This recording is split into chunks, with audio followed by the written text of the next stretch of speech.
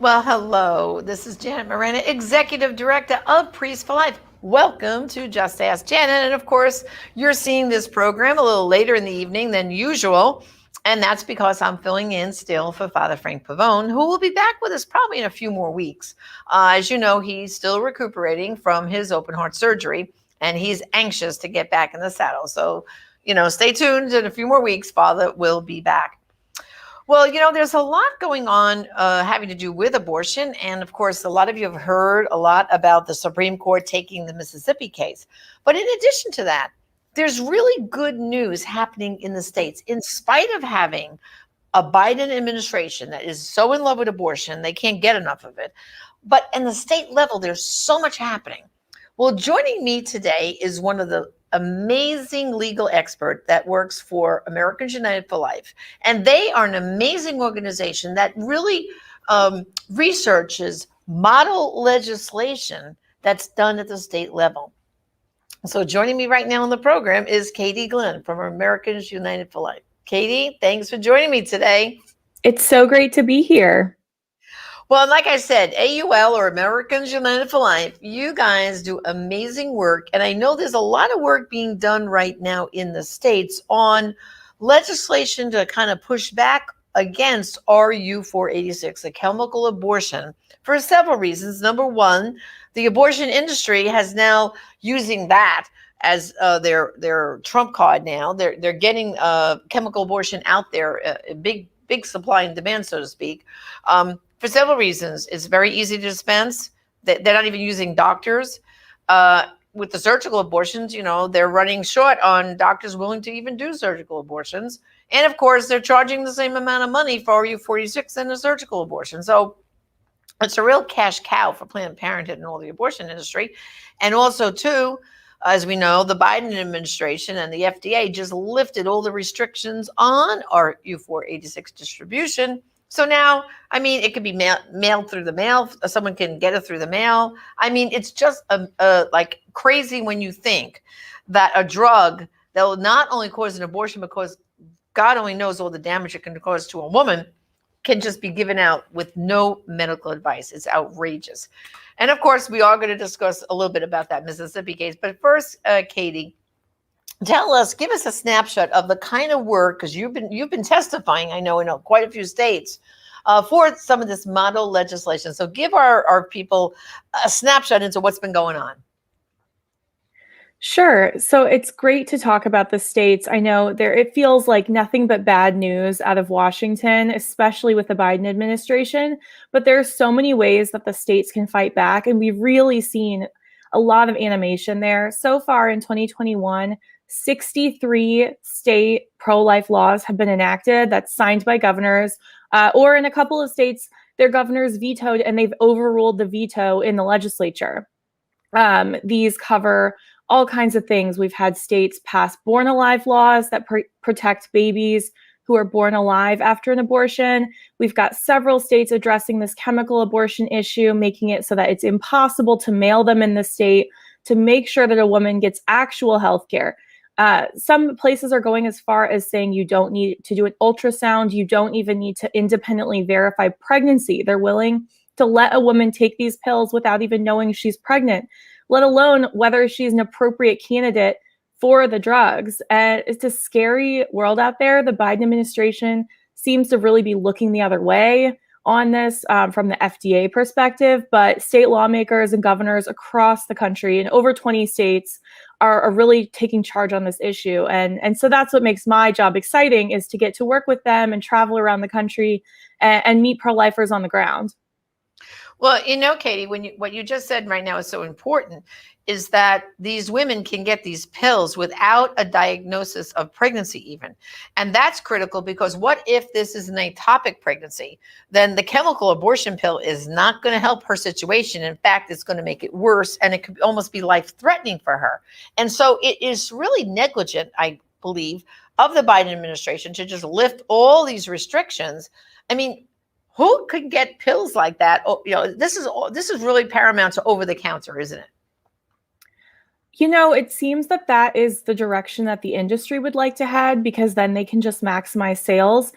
We have a preview of what this could look like. In the UK, a year ago, they started a program called Pills by Post, where they started sending these drugs in the mail. And within a month of that program starting last spring, you had a woman taking the drugs at 28 weeks, which is 8 weeks past when it's legal to get an abortion in that country, and 18 weeks past when the FDA and other public health organizations have determined it's safe to take these drugs. The drug cutoff is 10 weeks. This woman took them at 28, a month into the program. There are investigations into claims that a couple of women have died.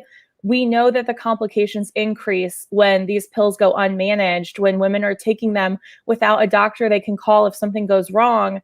And we shouldn't export this bad idea to the United States. So with some of the great, because I know one of the things I think that AUL is, really does the super job is coming up with model legislation that you've passed in so many states. You were just throwing out some numbers, but tell us what goes into, for example, the legislation up in Montana that was passed, which I think that bill was pretty comprehensive.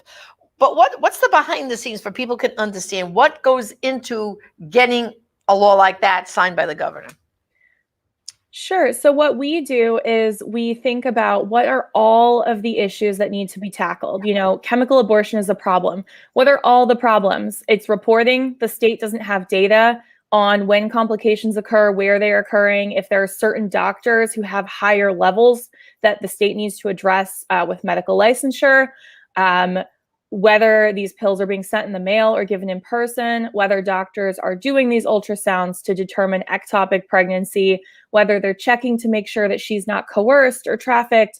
All of these different factors play into passing solid policy in this issue area. And so that's what we really try to bring to lawmakers and to activists in the states, is to say, let us help you kind of brainstorm, think through this issue so that you can pass a law that's going to really solve these problems. And so in Montana, for the first time in over a decade, they had unified pro-life government when their gubernatorial race flipped to the new governor, Gianforte, last fall. And so they were so excited to feel like they can really solve problems in a way that they hadn't been able to in many years. And so they passed several laws, including the chemical abortion one, to really make abortion more rare and bring more oversight to the industry in their state. So when you look at the whole country at large, what would you say, approximately how many states would you say have made progress passing pro-life laws? Overall, life is winning. So far this year, we've seen almost 70 pro-life laws pass in 20 states. And we've seen, 6 or 7 anti-life pro-abortion laws pass in 6 states. So when you look at the momentum, it is totally on our side. People understand this problem and they're motivating their lawmakers to try to solve it in ways that take into account the nuances of their state. So, we are so happy that when we go into our bill tracker and we've got hundreds of bills to look at, we have to pick and choose where we can really invest our time because there's just so much going on.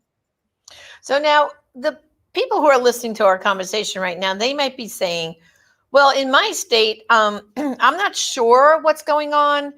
Is there a place I can go to see what's happening? And how can I get engaged in the process? Maybe there's a local little pro-life group or a church that, they have a big pro-life presence and is saying, what can we do to influence the state legislatures, like in our state, to kind of get the ball rolling for more of these kind of bills? So where would they go to find out? And what would you suggest some action items for them to take? We publicize as much as we can what's happening in the states on our website, aul.org. But I would really recommend that all of your viewers find those groups at your state level, whether it's a Right to Life chapter or a family policy group or the Catholic Conference. All of them are thinking about these issues. They're talking to lawmakers, not just during the session, but year round. And so they're the ones, if you get on their email list, they're going to be sending updates saying, hey, we've got a hearing on Friday. We'd love for people to come out. And lawmakers do pay attention to that. You know, one of the things that makes America such a great country is that for your 2 minutes, those lawmakers have to hear you. And so everyone's voice really does matter. That's great. Well, of course, now everyone hears about the fact that, excuse me, the Supreme Court has agreed to grant certiorari to the Mississippi case. And all eyes are now on that. And I think basically, if you listen to the stuff that's coming out from all the pro-life groups, including Priests for Life, is like, hey, we got a chance now to really chip away maybe at Roe v. Wade. So for people who don't know anything about this case, give us a snapshot of this Missouri ban and I mean, Mississippi ban and what's expected up at the court. So this case is specifically about a Mississippi law that was passed in 2018 that prohibited abortions except for very rare instances where the life of the mother is threatened after 15 weeks. And they passed that law citing all of the data about how maternal health complications really, really increase in that second trimester. They passed it because of the data about fetal pain and how the dismemberment abortion procedure, which is the most common type of abortion during that second trimester at the 15 weeks mark, is horribly painful for these children. And because it's much more in step with the rest of the world than these states that have abortion throughout pregnancy, only 7 countries in the entire world do that. And it's not a great list. You know, North Korea, China, Vietnam, like that's who we're next to on this list when you look at states that have abortion throughout pregnancy, like Colorado. So Mississippi was really, you know, they had some good reasons to pass this law, but because of the Casey case from the 1990s, the court said, you can't pass this. They struck it down. So Mississippi has now appealed to the Supreme Court saying, give us a chance to make the case for our law. And so that's where this case is much more than Mississippi. If the Supreme Court says that Casey's standard is no good, the idea that states are completely unable to regulate abortion ahead of viability, a line that's constantly changing, then we would have the opportunity for state governors and state attorneys general to make the case and say, we have compelling reasons to pass these laws because of maternal health, because of fetal pain, because it's disgusting and we don't want it happening here.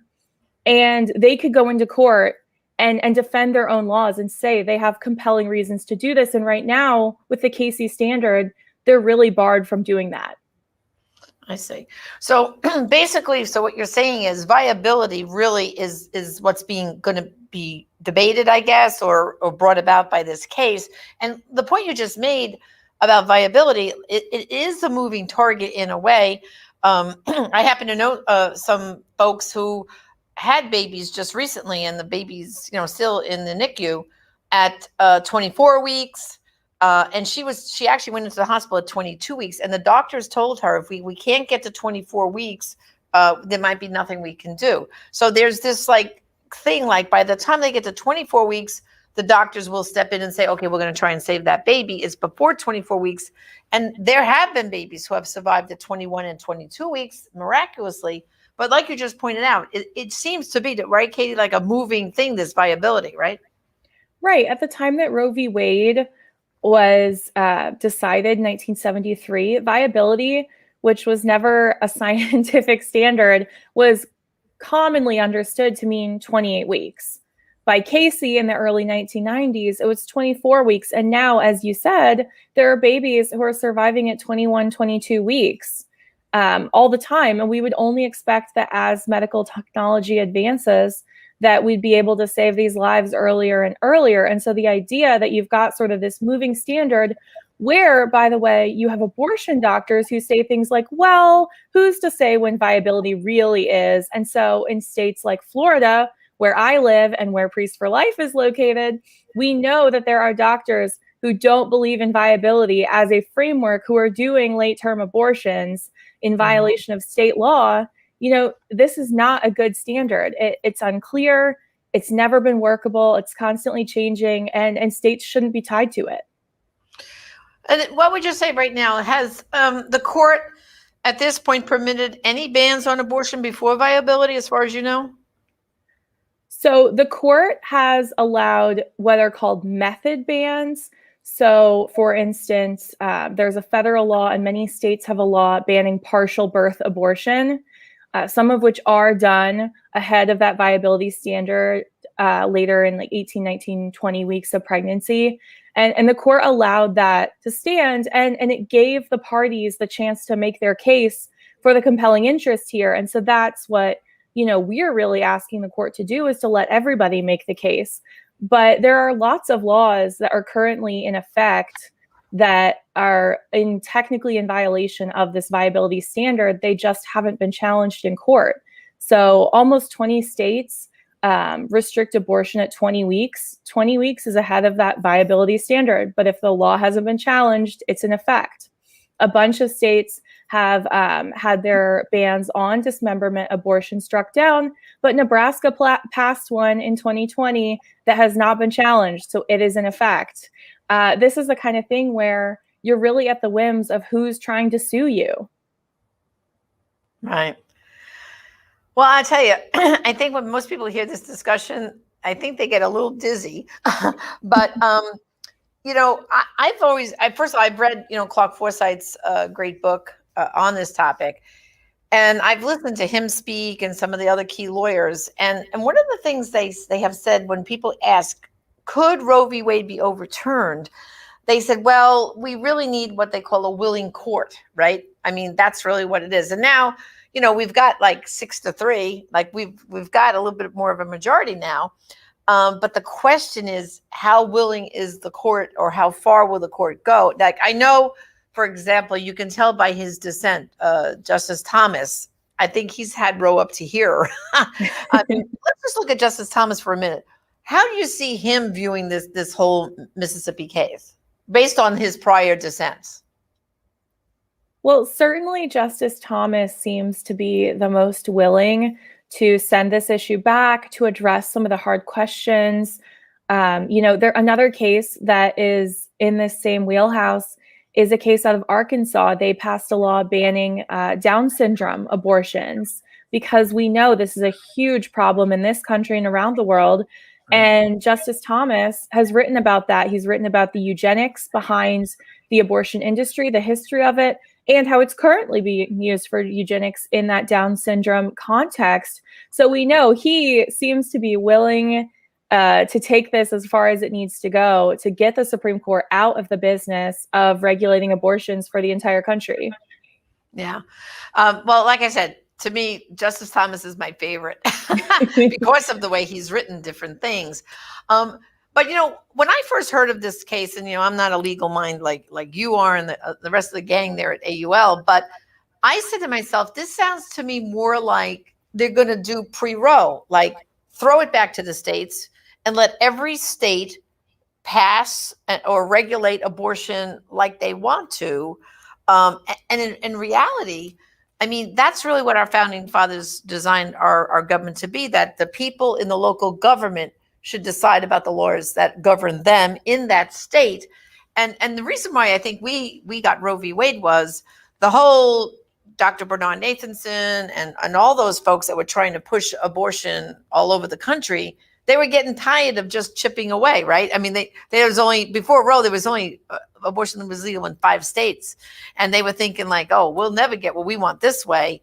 And so they went for the whole enchilada. But to me, this case, couldn't this just throw it all, if we win it the right way, could it not throw it all back to the states, and which should be better right now? And that's why what you just said about state legislation is so important. But could that be the goal here, to throw it back to the states?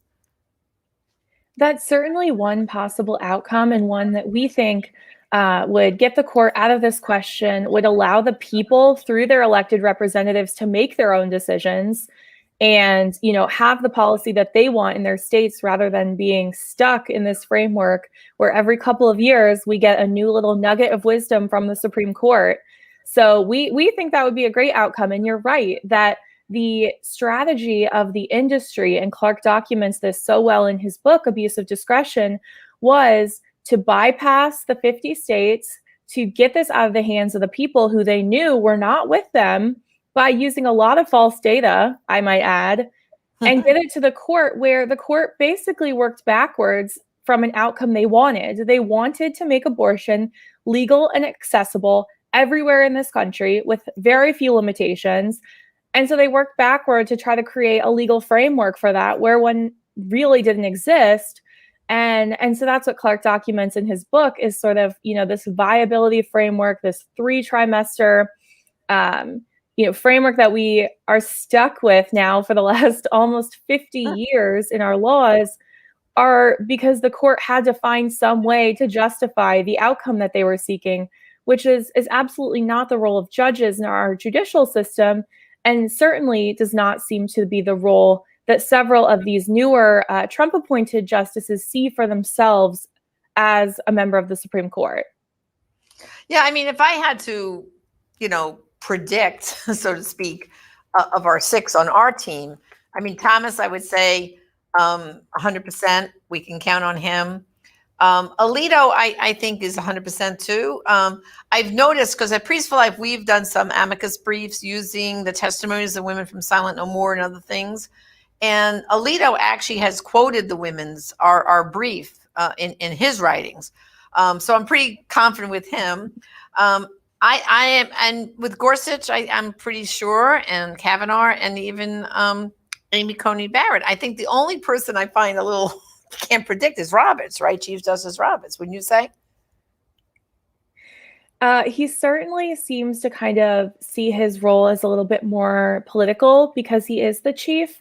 I know that there are some people who have expressed some concern about Justice Kavanaugh, but in the June medical case, the last big case we had in the court in 2019, one of the things that Justice Kavanaugh wrote about at length in his dissent was the need for more data, more information. He would send this case back for more fact-finding in the lower courts. And so to me, I think, that's what we need. We need states to be able to shine a light on these issues. In Mississippi, in this case, they never got a chance to do that. They were dismissed on summary judgment. There was no discovery.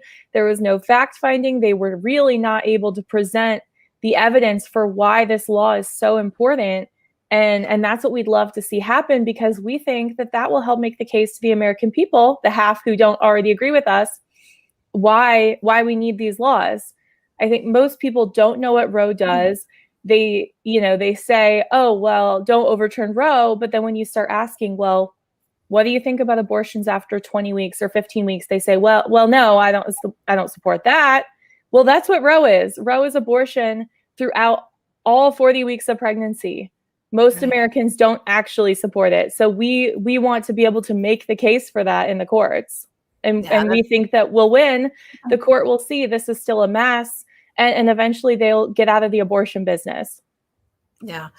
I mean, that's something that I think Justice Thomas has said, that, we don't want to be the medical board. I mean, Justice Thomas has said that on numerous occasions. And then, another point is, I think Clark made this point in his book, that viability was not in any of the oral arguments of Roe. It just kind of got thrown in by the justices at the last minute when they were writing up the decision, right?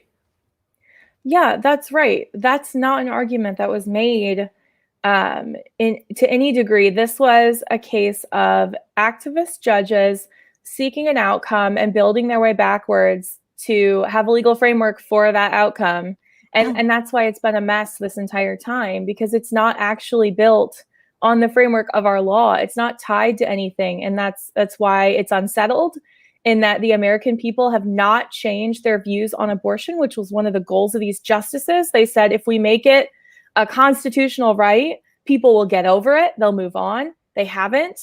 All of the data shows that Americans' opinions on abortion, if anything, we're getting more pro-life as the science is better and we know more and understand more about embryology and human development. It's unworkable because we keep going back to the court to have them redefine the boundaries of our abortion laws. And it needs to be, seriously looked at and eventually overturned. Right. And then the final point, of course, is the court always throws in this whole thing about undue burden. And I mean, that's been applying undue burden has been the reason why we have lost some of these cases, right? That's come before the court. Give us a little snapshot about that whole undue burden thing so people understand it. The idea of undue burden is that you do this fraction mathematical equation where if too many, an undue number of the women who would be burdened or impacted by this law are negatively impacted, then the law should be struck down. The problem with this is that, and Justice Alito actually has written about this in his dissent in June Medical and elsewhere, is that often you find that you get to a fraction of one, where they say that, you know, everyone is who is burdened is the numerator, and well, now everyone's burdened, so this law gets struck down. Yeah. So if you're drawing the group of affected people as everyone who doesn't like this law or would be impacted by this law, you're always going to strike down this law. And that's part of why it's such an unworkable test. So we've seen, at least from Justice Alito, as signaling that he's had enough of this undue burden test. But for now, it is still being applied in the lower courts. Right. Boy, oh boy, Katie, so much information in such a short amount of time, and I want to thank you for it. And, you know, I just hope our viewers understand that this is now going to be a period of education. I look at this, Katie, just like with the partial birth abortion ban. That took years and years and years to go. And during that time, the pro-life groups did a great job of educating American people. So I think we're going to be very excited now, looking at viability, looking at the unborn child. So I just want to thank you and everything AUL does. God bless you guys. And let's just keep going with the states, and let's pray for Mississippi. Maybe this will be the thing to finally chip away at Roe. Okay? We sure hope so. Thanks so much for having me. My pleasure. Well, brothers and sisters, thank you for joining us on the show. And of course, we have a special campaign going, My Heart Beats Just Like Yours. Go to that webpage, myheartbeatsjustlikeyours.com. You're going to see that unborn child in the 7th, 8th, 9th, and 10th week of pregnancy and what you can do to help save those babies. And brothers and sisters, remember, there are some abortions only you can stop and some lives only you can save. Join us again next time on Just Ask Janet.